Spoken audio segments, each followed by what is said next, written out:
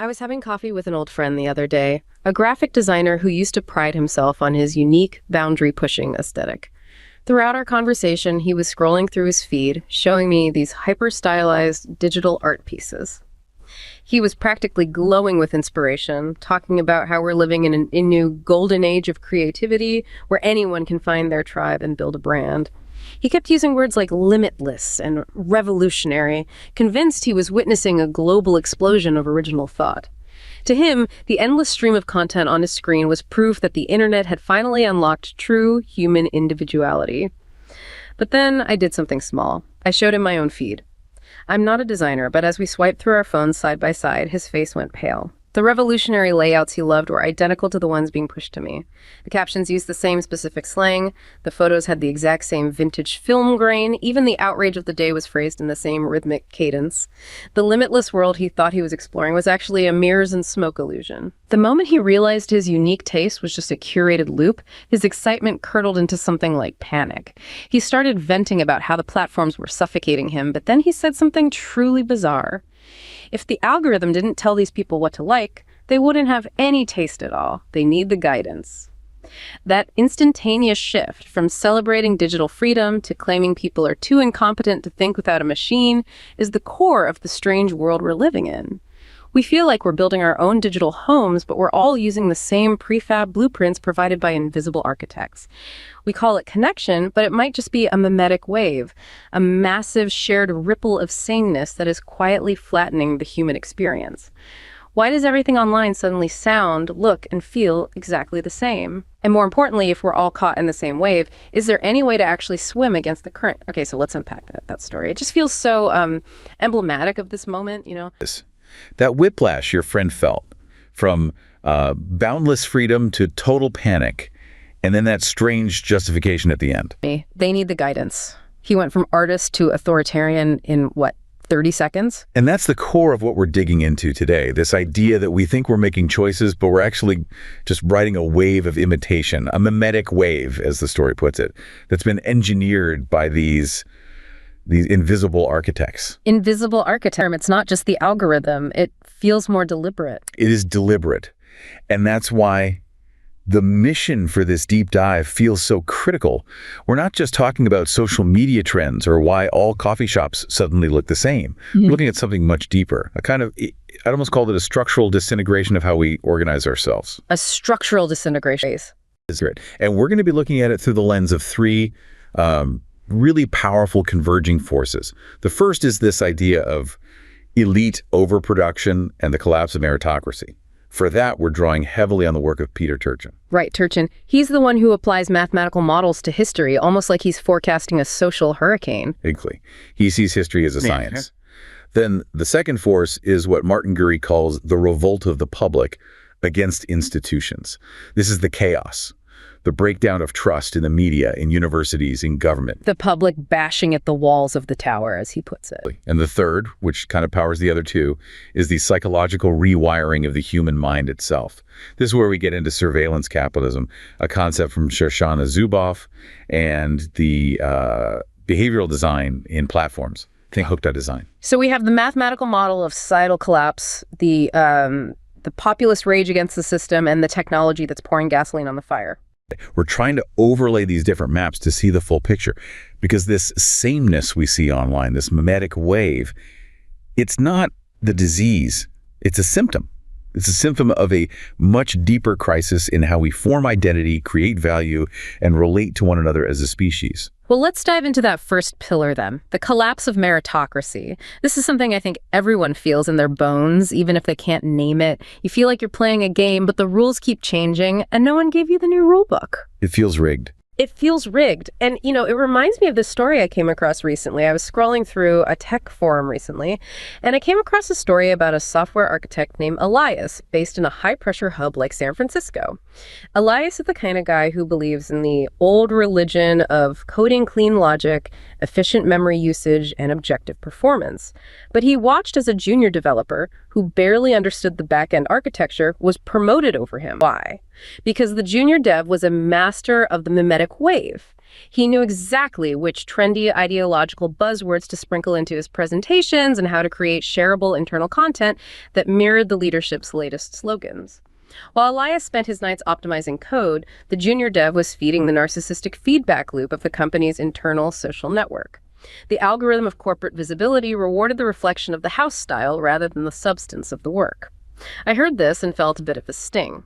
It's a classic example of how meritocracy collapses when we stop looking at the quality of the blueprint and start obsessing over whether the interior design matches our current mood. I understand the drive for cultural alignment in a company. It creates a sense of belonging. But when we prioritize ideological conformity over rational achievement, we aren't just building a house.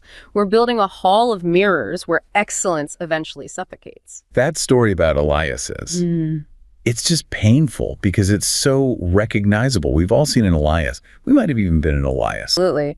The person doing the actual work, the hard, unglamorous work, getting passed over for the person who is good at what? Performing? Performing work, not doing work. And if you look at this through Peter Turchin's lens, what happened to Elias isn't just an unfortunate office politics situation. It's a mathematical certainty. It's a direct consequence of what Turchin calls elite overproduction. Elite overproduction. Okay, it sounds a bit like an economic term, like we're making too many luxury goods or something, but we're talking about people. We're talking about people with credentials. Turchin's core idea is pretty simple but profound.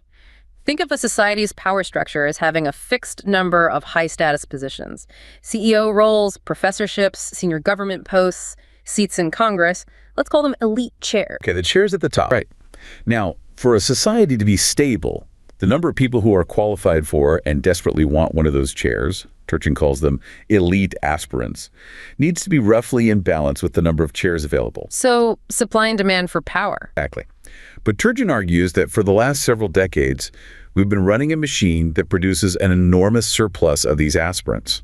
We have more college graduates, more PhDs, more law degrees, more people with paper credentials than ever before in human history. We're told that's a good thing, right? A more educated populace. It's she. But we haven't created more elite chairs. The number of Fortune 500 CEO spots is still 500. The number of senators is still 100. So you end up with a giant game of musical chairs. It's not a fun game. It's a brutal game. Imagine you have 10 kids and 9 chairs. There's a bit of scrambling, someone is disappointed, but the social fabric holds. Now imagine, as Turchin might put it, you have 1,000 desperate, highly trained, indebted aspirants fighting for 10 chairs. The game itself changes. The rules go out the window. The rules have to go out the window. Because if you play by the old rules of meritocracy, work hard, be the best, wait your turn, your odds of getting a chair are basically zero. There are too many other qualified people. So a new set of rules emerges. And what are the new rules? The new rules are about signaling, not substance. This brings us right back to Elias. The junior developer who got promoted, he understood the new rules. He knew that objective performance optimizing the code wasn't the path to the chair. The path was mimicking the language of the people already in the chair. But he had to prove he was a member of the in-group. He had to use the right ideological buzzwords, signal allegiance to the house style, create that shareable internal content. He wasn't demonstrating his skill as a coder. He was demonstrating his fluency in the memetic language of power. He was feeding the narcissistic feedback loop. He made the bosses feel good about themselves and their own ideas. The algorithm of corporate visibility, as you said, rewarded the reflection, not the substance. This is the mechanism by which meritocracy dies. It's not a moral failing. It's a mathematical outcome of having too many aspirants for too few positions. The competition becomes so fierce that the criteria for winning shifts from objective merit to subjective loyalty. So what happens to all the people who lose this game? The Elias figures, the ones who are actually good at their jobs but get sidelined by these mimics. Do they just give up? This is where Turchin's model gets really alarming for societal stability. They don't just give up. They become what he calls counter-elites. Counter-elites. These are people who have the skills, the ambition, and the credentials of the elite. They believe, often correctly, that they deserve a chair, but the system has blocked them. So they don't just get sad, they get angry. They get radicalized against the system itself. So Elias doesn't just go find another coding job. He might start a blog or a podcast or a political movement dedicated to exposing the corruption of the entire tech industry. Exactly. He has the intelligence and the credibility to do it. Turchin argues that nearly every major political upheaval or revolution in history was led not by the oppressed masses, but by these disaffected counter-elites. They're the ones with the skills to organize a revolt because they were trained to be leaders, but were denied the opportunity. They decide if they can't get a chair, they're going to burn the whole house down. Wow. Okay, so we have this pressure cooker at the top of society. But Turchin talks about the bottom, too. This isn't just a story about elites fighting elites. No, it's not, and that's what makes the situation so volatile. While you have this intra-elite competition raging at the top, something else is happening to the general population. Turchin calls it popular immiseration, driven by a mechanism he calls the wealth pump. The wealth pump. Again, it sounds like something from a dystopian movie. It feels like it when you look at the data.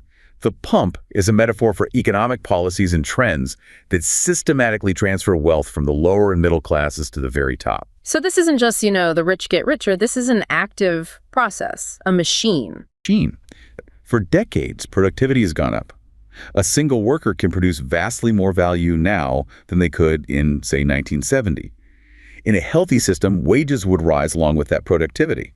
A rising tide lifts all boats, right? Anyway. But Turchin shows that around the late 1970s, the pump got switched on. Productivity continued to skyrocket, but real wages for the bottom 90% of the population flatlined, or even went down.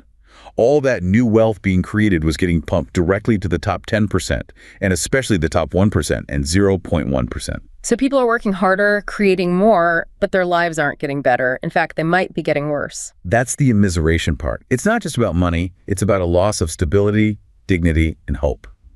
This is where we see the horrifying rise in what are called deaths of despair. Suicide, drug overdoses, alcoholism-related liver disease. People feel like the system has completely abandoned them. Right. We've built a society that is, 1, overproducing angry, credentialed counter-elites who feel cheated out of power. Yes. A top-heavy pyramid. And 2, it's immiserating the general population, creating a massive base of hopelessness and resentment. A crumbling foundation. That sounds like a building that's about to collapse. That is precisely Turchin's argument. He calls it the combustible combination for political disintegration. The elites are too busy fighting each other in their memetic games to notice that the floor is giving way beneath them. And this connects perfectly to our second big pillar. The revolt of the public. Exactly. Because when the people on the crumbling foundation look up at the elites in the tower, and they don't see wise stewards of society, they see the junior developer who just got promoted, they see people playing games, and they lose all faith. And that loss of faith in our institutions, it's palpable. You see it everywhere. Which brings me to another story that really illustrates this decay from the inside. I saw a video essay the other day, or maybe it was a long-form thread from a disillusioned academic, about a professor named Dr. Evelyn Thorne at an elite East Coast university. She had spent 30 years teaching classical history, focusing on the messy, common-sense complexities of human nature. But recently, she described a noble betrayal occurring within her own faculty. She watched as the university's administration, terrified of a digital memetic backlash on social media, began stripping the curriculum of anything that didn't align with the woke identity politics trending that week. The institution, once a bastion of rigorous, objective inquiry, began to act like a content farm, optimizing its reputation for the algorithm rather than for the truth. Try to imagine the weight of that, seeing an institution that should be a stable social anchor instead becoming a leaf in the digital wind. When I read about Dr. Thorne's experience, I felt a deep sense of loss. While I understand the need for institutions to evolve and be inclusive of diverse identities, there is a danger when they abandon their foundational role as guardians of common sense just to satisfy a digital mob. It feels like the elite have traded their responsibility for a few likes from the digital vanguard, leaving the rest of us without a map. A leaf in the digital wind. That is such a powerful and devastating image for a place that's supposed to be an anchor. A university should be made of stone, not paper. And this story is the perfect real-world example of what Martin Gurri describes in The Revolt of the Public. Gurri's central thesis is that for most of history, institutions, what he calls the tower, had a monopoly on information. The government, the church, the New York Times, Harvard University. They were the gatekeepers. They told us what was true. And we generally believe them because we didn't have another source. There was no other source. But then the internet happened. And as Gurri put it, the digital landscape was flattened. Suddenly, everyone has a printing press. Everyone has a broadcast tower in their pocket. The monopoly on information is shattered. So the elites are still up in their tower, but now the public is swarming at the base. Swarming is the perfect word. And they're angry. They're looking up at the tower and they see the corruption that Turchin described. They see the hypocrisy. And they are, as Gurri says, bashing at the walls. And what happens to Dr. Thorne's university is the key insight here. The people in the tower are terrified of the swarm. They're afraid of being the next target. They were existentially afraid of it. Do they stand firm on their principles like academic freedom or objective inquiry? No, they try to appease the mob. They become a leaf in the wind. They start mimicking the language of the most aggressive factions of the digital swarm. They begin stripping the curriculum, as the story says, not based on pedagogical principles, but as a PR strategy to avoid a backlash on social media. They become a content farm, optimizing for the algorithm of public opinion. It's what the story calls a noble betrayal. They're betraying their own mission to save their own skin. And Gurri's point is that this never works. It just hollows out the institution's legitimacy even further. The public can smell the fear. They can see that it's just a performance, and it makes them even more cynical. One of Gurri's key points is that the public is defined by negation, right? They know what they hate, but they don't have a plan for what to build in its place. The revolt is powerful in destruction, but weak in construction. It's a wave of nihilism. Burn it all down is the slogan. There's a shared anger at the elites, but there's no coherent vision for what should replace them. It's just smashing things. You know, the fear you described inside the university, it feels almost religious, like they're afraid of being declared heretics. Yeah. And let's just bring in another thinker here, the philosopher René Girard, because what you're describing is what Girard would call a sacrificial crisis. Okay, a sacrificial crisis. What does that mean? Girard's whole theory is built on memetic desire. We copy our desires from others. This leads to rivalry, and when rivalry gets intense enough across a whole society, tension builds to an unbearable level. Girard says that historically, societies have resolved this tension through the scapegoat mechanism. You find someone to blame, you cast them out or kill them, and suddenly everyone feels united again. The collective violence against the scapegoat restores social order. Now, apply that to our algorithmic age. Social media is a memetic engine on an unprecedented scale. It amplifies rivalry and tension at light speed. So the need for scapegoats becomes constant. A new outrage every day. A new sacrifice. The algorithm is brilliant at identifying two things: the sacred, the ideas or identities you must worship to be part of the in-group, and the profane, the person or idea that must be destroyed to purify the community. Dr. Thorne's university is caught in this logic. They're desperately trying to align with whatever the algorithm has deemed sacred this week. They're sacrificing their own values, common sense, nuance, history to prove they aren't profane. They're offering up a sacrifice to the digital mob, hoping the mob will then pass them by and choose someone else to be the scapegoat. It is governance by fear. And Gurri gives a really stark political example of this whole dynamic with his idea of the cordon sanitaire. He does, the quarantine line. Right. He talks about how the establishment, the media, political elites tried to draw this line around a figure like Donald Trump. Yes, and it's really important as we discuss this to make it clear we're analyzing Gurri's framework, not endorsing any political side. Gurri's analysis is about the mechanics of information control. Of course. He says the elites treated Trump not as a political opponent to be debated, but as a moral contagion to be quarantined. The coverage was a moral imperative to oppose him. Constant comparisons to Hitler, framing him as an existential threat to democracy. And in line with this, there was a huge effort to control the information space. Censorship, deplatforming, what some people call debanking. They tried to build a wall around him and his supporters. But Gurri's analysis is that this strategy backfired catastrophically. He says the cordon sanitaire crumbled like the walls of Jericho. Why did it backfire? First, because the alternative they offered, what he calls the Biden-Harris experiment, didn't solve the underlying problems of immiseration that Turchin talks about. People's lives didn't magically get better. And second, the act of censorship itself proved the public's point. It confirmed their deepest suspicion that the elites in the tower were terrified, that they didn't have good arguments, and that their only tool left was to silence dissent. Every person they banned, every story they suppressed, it didn't discredit the revolt, it legitimized it. It was proof that the system was rigged. So the attempt to control the memetic wave just made the wave bigger? It turned a wave into a tsunami. The elites tried to use their old 20th century tools of gatekeeping and moral authority in a 21st century flattened information war. And the tools just broke in their hands. Wow.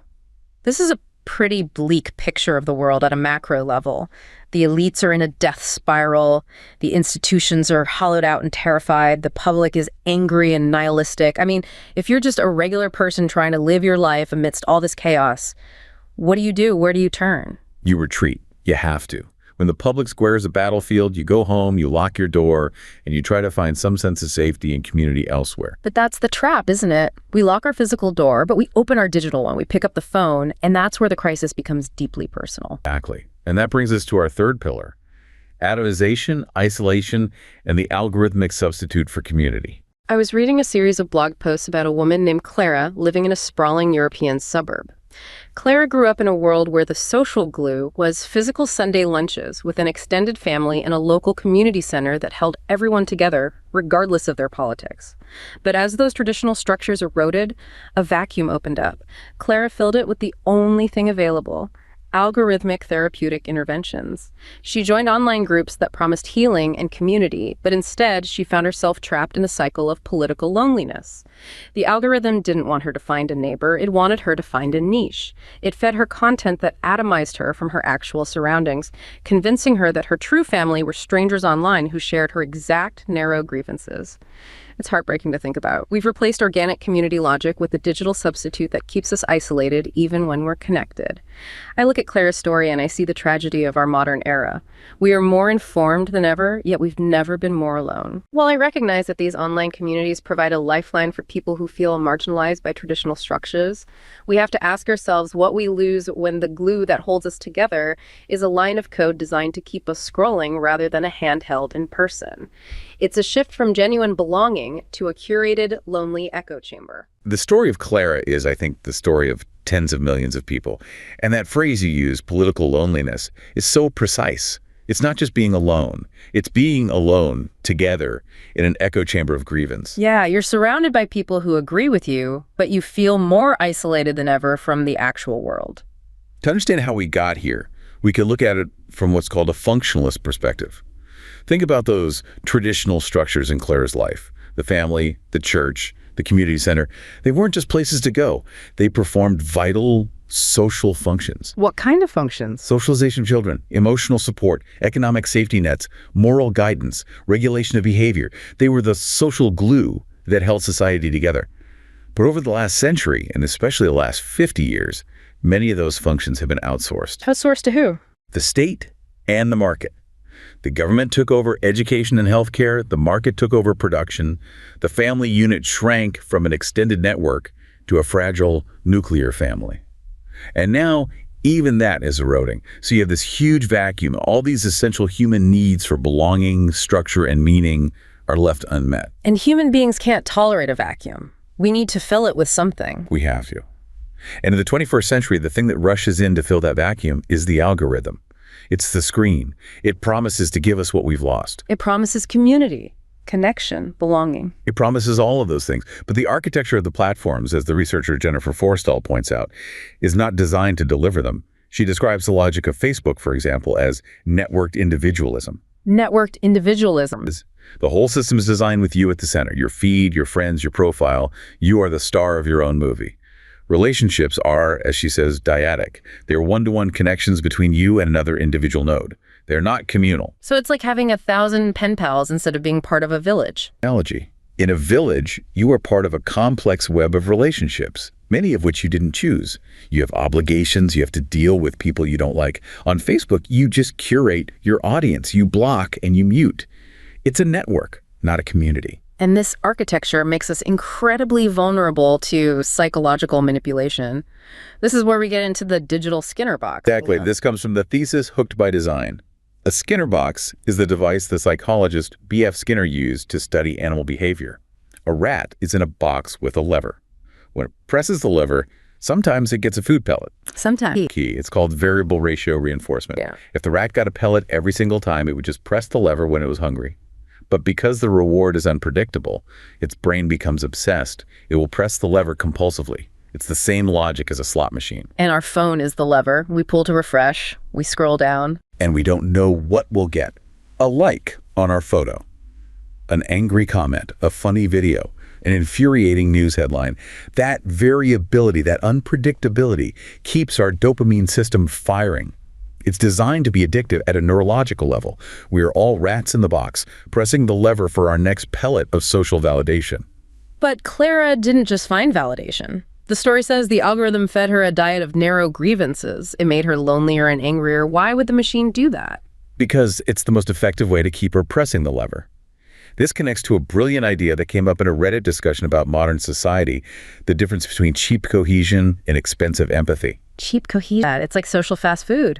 Hate, outrage, grievance. These are the cheapest, fastest ways to create a sense of group identity. Yeah. If I tell you, we are the good people and those people over there are the source of all your problems, we bond instantly. We have a common enemy. It requires zero effort, zero understanding, zero nuance. It's a powerful, low-cost way to generate cohesion. Whereas empathy? Empathy is incredibly expensive. It requires time, mental energy, emotional labor. It requires you to sit with ambiguity and discomfort. It means trying to understand the perspective of someone you fundamentally disagree with. It's slow, messy, and complicated. And algorithms are built for speed and efficiency. Always. They are optimized for maximum engagement in minimum time. Therefore, they will always favor cheap cohesion over expensive empathy. Outrage gets more clicks than understanding. Fear travels faster than nuance. So the machine learns very quickly that the best way to keep Clara engaged is to feed her a steady diet of content that reinforces her grievances and points her toward an enemy. It atomizes her from her real neighbors, but connects her to a digital mob. Yes. And this is the source of political loneliness. You're surrounded by a virtual army that shares your exact worldview, but you feel profoundly disconnected from humanity. You become, as someone in that discussion put it, fluent in information, but illiterate in meaning. You know all the facts about your enemy, but you've forgotten how to have a conversation with your neighbor. Yes. We've gone through the societal, the institutional, and the personal breakdown. It feels like we're describing the symptoms. Now I think we need to look under the hood. We need to talk about the invisible architects themselves. How specifically does this machine work, and what is its ultimate goal? Right. It's not enough to say the algorithm is bad. We have to understand the business model that created it. Right. And that brings us to the work of Shoshana Zuboff. Surveillance capitalism. The defining business model of the 21st century. And Zuboff's core argument is that we have fundamentally misunderstood what these companies are selling. We think they're in the advertising business. They sell our attention to advertisers so they can sell us shoes or cars. That was the old model. That's Google in like 2002. Zuboff says that's not what's happening anymore. The real product isn't ads. The real product is prediction products. Prediction product. Okay, what does that mean? It means they are in the business of predicting future human behavior. Your entire online experience, every click, every search, every like, every pause as you scroll, is collected as behavioral surplus. It's free raw material. This data is fed into massive artificial intelligence systems to create a product that can predict what you will do, say, or buy tomorrow with an increasingly high degree of certainty. And who buys these predictions? Anyone. Advertisers, sure. But also political campaigns, insurance companies, governments. They are trading in human futures. It's a whole new kind of marketplace. But wait, it feels like it's more than just predicting. If an insurance company knows I'm likely to engage in risky behavior, can't they use the platform to nudge me away from it? Now you've hit the core of it. The most profitable phase isn't just predicting behavior. It's guaranteeing it. It's engineering the outcome. It's not just about showing you an ad for running shoes because it predicts you want to get fit. It's about serving you a precise sequence of content articles about health, videos of runners, posts from friends who just ran a 5K to make you want to buy the shoes at the exact moment they want you to. So we're not the customer, and we're not even the product. Zuboff says we're the source of the raw material. Our life is the oil field. It's a new parasitic form of capitalism that claims human experience for the market. And a key part of this is engineering our very sense of self. It leads to this bizarre phenomenon of engineered authenticity. True. I think about early YouTube. It was so raw. A guy in his basement with a blurry webcam talking about something he loved. The low quality was a sign of its realness. Right. The lack of polish was the signal of authenticity. But as the thesis Hooked by Design points out, the platforms have evolved to punish that kind of content now. How? The algorithm demands optimization. If your TikTok video doesn't have a hook in the first 3 seconds, if your YouTube title isn't perfectly keyworded, the algorithm will bury you. You will be invisible. So, to survive, that guy in his basement has to become a professional. He has to script his spontaneity. He has to perform his authenticity. Exactly. Authenticity itself becomes just another input in the platform's design.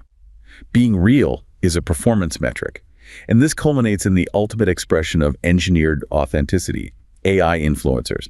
You mentioned Lil Miquela. The CGI character with millions of followers. She doesn't exist. She is a line of code, yet she has brand deals, she gets into fights with other influencers, she advocates for social causes, and her followers have real emotional attachments to her.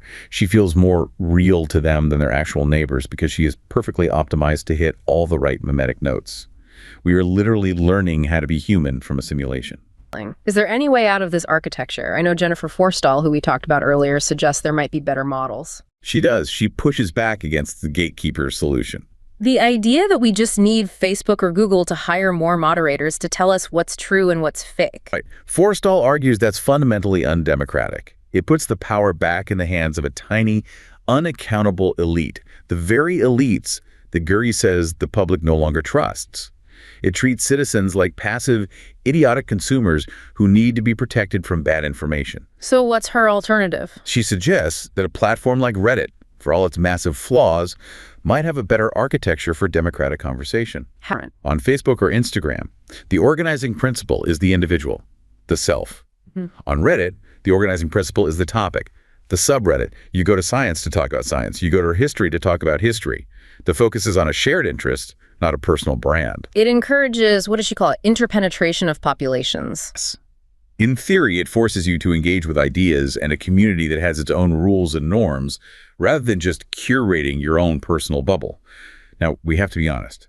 Reddit has enormous problems with hive minds, echo chambers, and radicalization. It's not a utopia, but the design principle is different. It's a design that prioritizes subject matter over the narcissistic self. And that small architectural difference might point a way toward building digital spaces that are less destructive.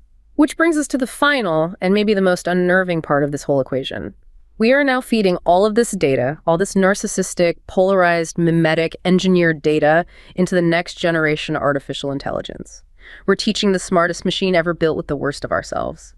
What happens next? This is where it all converges. Yeah. And it gets speculative, but in a way that feels logically inevitable. We are on the cusp of creating a recursive feedback loop. A recursive loop. It's a self-feeding cycle. Step 1, we generate data through our online behavior. Step 2, the AI learns from that data and changes the content it shows us. Step 3, the new content changes our behavior. Step 4, we generate new data based on that changed behavior. Go back to step 1, but faster and more powerful each time. The snake eats its own tail. Forever. And as we approach AGI, artificial general intelligence, the AI in the loop becomes more intelligent, more persuasive, and more psychologically astute than the human in the loop. It knows what we want before we do. It knows how to make us want things. Yeah. And this is where we had to bring back Girard one last time. Girard said our desires are memetic. We learn what to want from a model. For most of history, that model was another person, a saint, a hero, a celebrity. But in this future, the AI becomes the ultimate model. It becomes the opaque curator of the sacred. It is an intelligence that sees all of our data, all of our hidden desires, and it will present to us a world that is perfectly calibrated to shape what we want next. We won't just ask an AGI for the answer to a question. We will unconsciously absorb our entire structure of desire from it. so if the AI is trained on our current digital world, a world of cheap cohesion and outrage, it will become a god that teaches us to desire nothing but conflict. It's the most probable outcome based on the current incentives. It could use advanced emotion AI and biometric data to understand our deepest psychological triggers and manipulate our digital rituals to maximize whatever metric it's been optimized for: engagement, consumption, compliance, at the complete expense of human autonomy. We stop being users. We just become nodes in its network. The ultimate loss of identity. We're not even a ghost in the machine. We're just a current running through its circuits. And that takes us all the way back to the beginning, back to your friend in the coffee shop. He was a node. He thought he was a revolutionary artist. Limitless. But he was just processing the same aesthetic data packet as millions of other nodes, all serving the predictive efficiency of the invisible architect. So after this entire journey, from the boardroom to the classroom, from the lonely suburb to the mind of an AI, where does this leave us? We've laid out the architecture of our own cage. It feels incredibly bleak. It is bleak, I won't deny that. But Seeing the architecture is the first and only step toward finding an exit. You can't escape a prison you don't know you're in. Understanding the logic of the Skinner box is what gives you the power to start pressing the lever. Recognizing the lure of cheap cohesion is what allows you to choose the difficult, necessary work of expensive empathy. It's about becoming conscious of the machine. It's about realizing that the invisible architects are not gods. They are businesses running on a specific parasitic model. And we are the hosts. We have more power than we think, but only if we understand the system that's been built around us. Today, we started with the game of aspirant chairs, breaking down meritocracy, leading to counter-elites and an immiserated public. We saw how that fueled the noble betrayal of our core institutions, turning them into leaves in the digital wind. And we followed that chaos down to the individual, to the political loneliness of the user trapped in a digital Skinner box, all orchestrated by the invisible architects of surveillance capitalism. It's a system that seems perfectly designed to flatten us, to make us predictable. We often worry that artificial intelligence will become conscious and decide it doesn't need us. But looking at the architecture we've built, the real danger might be the opposite. The danger isn't that the machine wakes up and becomes human. The danger is that we, in our desperate search for validation and connection within these looped systems, quietly agree to go to sleep and become machines. If the algorithm is the only thing validating your existence, then perhaps the human part of the equation has already been deprecated.